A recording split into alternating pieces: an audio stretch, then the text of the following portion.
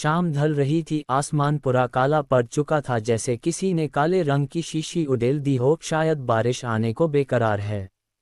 घिरा हुआ आसमान और ठंडी हवाएं चांदनी को बेहद पसंद थी। बारिश चांदनी के बदन में एक अजब सी सिहरन पैदा करती थी।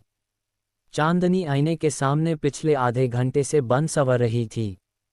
बन संवर क्या, सजने की रिहर्सल कर रही थी। 3 बार तो साड़ियाँ चेंज कर चुकी थी। चांदनी को साज श्रृंगार का बहुत शौक था। आज उसे मिसिस कपूर की बेटी की शादी में जाना था। चांदनी कॉलेज की अध्यापक थी, मगर दिखती कॉलेज स्टूडेंट जैसी। वो हमेशा खूबसूरत दिखना और खूबसूरत रहना चाहती थी। चांदनी अब तैयार होकर रवाना ही हो रही थी। उसके नज़र अखबार पर पड़ी। उसमें कोई भैरो चौक की खबर थी। लिखा था कि भैरो चौक नाम के एक छोटे से इलाके में बहुत सारी अजीबोगरीब घटनाएं घटी है। कितनी वारदातें हुई है, लूट मार, हत्या, अपहरण, बलात्कार, भूत प्रेत का साया, सभी घटनाएं वही तो घटी है। लोग वहां दिन के उजाले में भी जाने का साहस नहीं करते थे। ये खबर पते ही थोड़े समय पहले चांदनी का चमकता चेहरा फीका पड़ गया। उसके चेहरे पर मानो हल्का खौफ मंडरा रहा हो। थोड़ी देर वो खामोश होकर वही खड़ी रही, मानो ये खबर उसके मन में घर कर गई हो।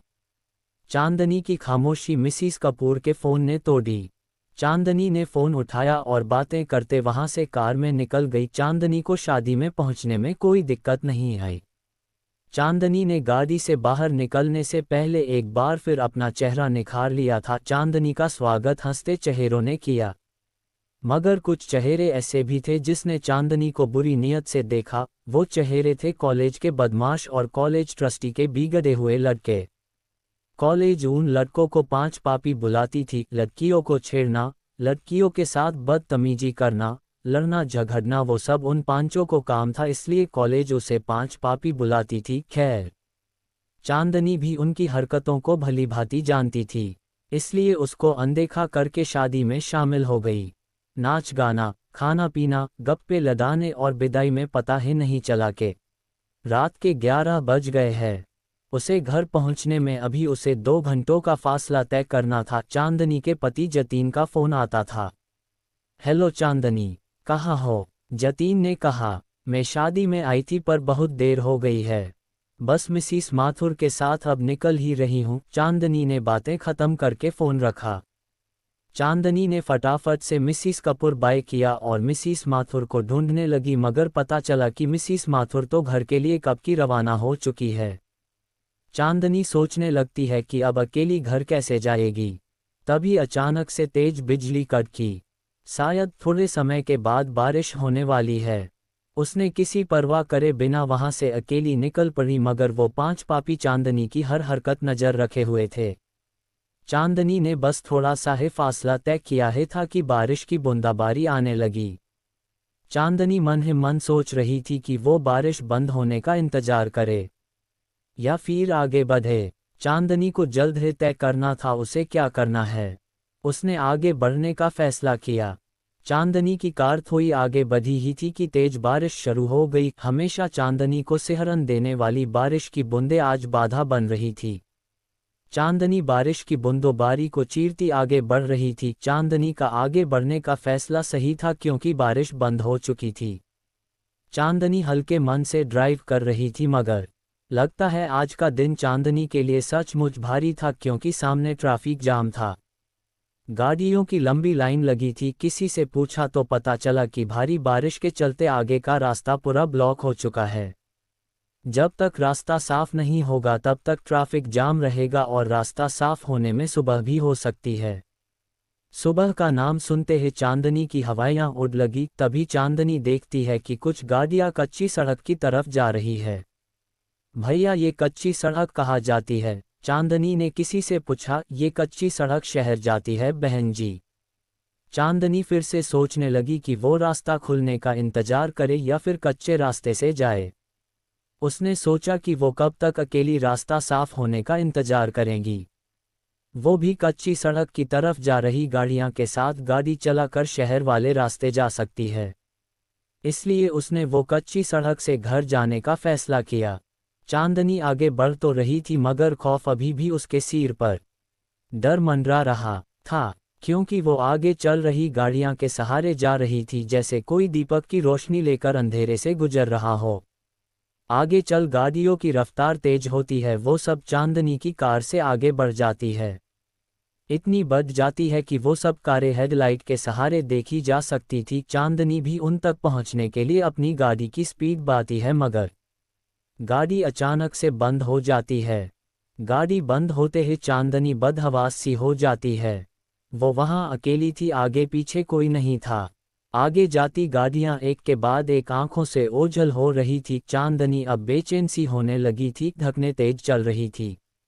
उसके माथे से डर की बूंदें एक के बाद टपकने लगी थी, उसके आंखों में खौफ साफ दिख रहा था। वो घबरा के जोर जोर से सांसें ले रही थी।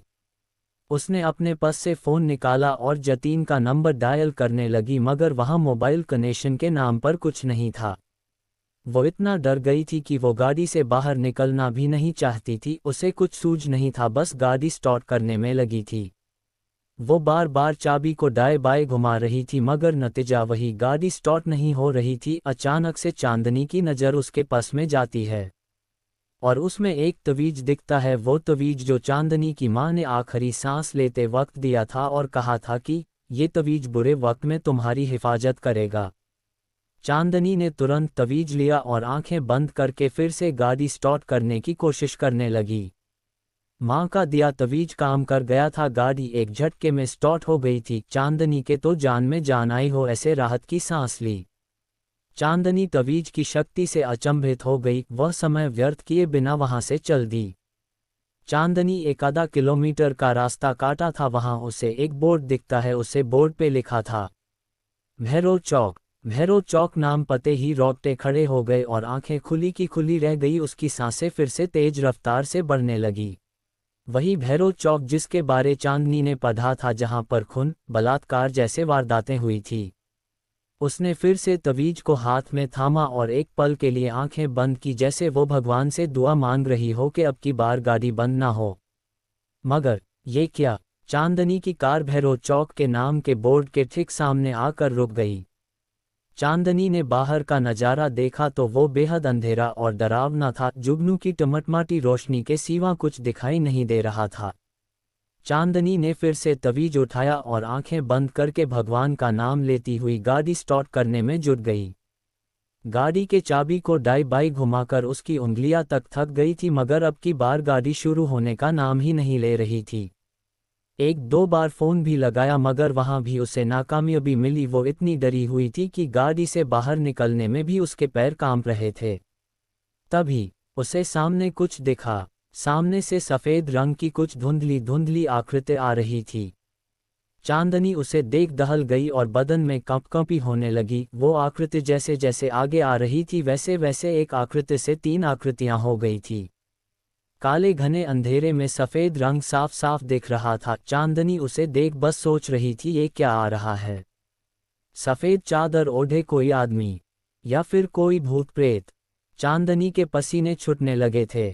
चांदनी ने जल्दी से गाड़ी के शीशे बंद है कि नहीं ये तसल्ली कर ली और वहां बैठे बैठे तवीज को थामे आंखें बंद करके भगवान का नाम जपने लगी। अब वो आकृतियां चांदनी के गाड़ी के आगे पीछे मंडराने लगी थी। सहमी हुई चांदनी जोर जोर सांसें लेकर हल्की सी कनकियों से देख रही थी। तभी किसी ने गाड़ी के शीशे पर जोरदार वार किया। चांदनी उस तरफ देखा तो मालूम पड़ा कि वो गाड़ी के शीशे तोड़ने की कोशिश कर रहे थे। चांदनी घबरा के जोर जोर से चिल्लाने लगी, बचाओ बचाओ। चांदनी चिल्लाती रही और वो शीशे पर वार करते रहे और एक शीशा तोड़ दिया। शीशे टूटते ही चांदनी को कहीं से मदद मिल जाए, इसलिए वो जोर से चिल्लाने लगी, बचाओ, कोई मुझे बचाओ। किसी ने गाड़ी का दरवाजा खोल दिया और चांदनी का हाथ पकड़ के गाड़ी से एक झटके में बाहर फेंक दिया। चांदनी गाड़ी से बाहर गिरकर एक पत्थर से आ टकराई। चांदनी मानो अधमरी सी हो गई थी। उसने हिम्मत जुटाई और वहां से उठ खड़ी हो गई तो उसने देखा कि वहां तीन सफ़ेद चादर ओढ़े तीन शख्स थे। वो तीनों के चेहरे काले, दहशत भरे और भयानक थे और सब हाथ में चाकू लेकर खड़े थे।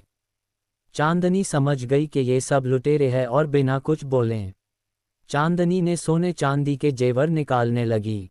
ये सब ले लो, मगर मुझे जाने दो, चांदनी से बिलखते हुई उन लुटेरों से कहा। एक लुटेरे ने तुरंत चांदनी के हाथों से सब जेवर छीन लिए। चांदनी अभी भी बिकल बिलक कर बस रोए जा रही थी। ये सब तो हम लेंगे ही, मगर इतनी लूट काफ़ी नहीं हमारे लिए, एक लुटेरे ने चांदनी के ऊपर हवस भरी नज़र डालते कहा। चांदनी लुटेरों का इरादा समझ गई थी और एक सांस लेकर वहां से भागी। वो तीनों भी चांदनी के पीछे भागे, मगर सहमी हुई चांदनी कितने तक भाग पाती। उन तीनों भेदिये ने आखिरकार चांदनी को पकड़ ही लिया। बचाओ बचाओ, चांदनी पूरी ताकत से चिल्लाई, यहाँ तुम्हें बचाने वाले कोई नहीं आएगा। चिल्लाओ, जितना चिल्लाना हो उतना, एक लुटेरे ने हंसते हुए कहा। तभी एक लुटेरे पर पीछे से तेज वार होता है। वो लुटेरा वही ढेर हो जाता है। चांदनी को एक आशा की किरण दिखाई देती है। वो दोनों लुटेरे पीछे देखते हैं कि ये वार किसने किया। चांदनी भी उस तरफ देखती जहां से वार हुआ था। वहां वो कॉलेज के 5 स्टूडेंट होते हैं जिसे कॉलेज 5 पापी कह के बुलाती थी। वो 5 स्टूडेंट बचे 2 लुटेरे पर झपते हैं, उन्हें मार मार के बेहोश कर देते हैं। चांदनी वहां सहमी खड़ी आंखों से आंसू बरसाती बस देखती रही थी और सोच रही थी कि जिस 5 पापी को बुरा और गलत समझ रही थी वही लोगों ने आज चांदनी को बुरे हादसे से बचा रहे थे। मैडम, हम बुरे हैं मगर इज्जत सबकी करते हैं, आप बेफिक्र होकर जाइए। ये बंटी आपको सुरक्षित घर तक छोड़ देगा और हम इन लुटेरों को पुलिस के हवाले कर देंगे। इन लोगों ने भूत प्रेत के नाम पर बहुत लूट मचा रखी थी, अब पुलिस इन्हें मजा चखाएगी। एक स्टूडेंट ने कहा, मुझे माफ़ कर देना, मैं तुम लोग को गलत समझ नहीं थी, मगर तुम। इनसे आगे चांदनी के मुंह से एक शब्द भी निकल नहीं पाए। चांदनी के आंसू ही थे जो सारी बातें बयां कर रहे थे। चांदनी वहां से सुरक्षित होकर घर गई। दोस्तों, कैसी लगी कहानी? अच्छी लगी हो तो चैनल को सब्सक्राइब शेयर जरूर करें। धन्यवाद।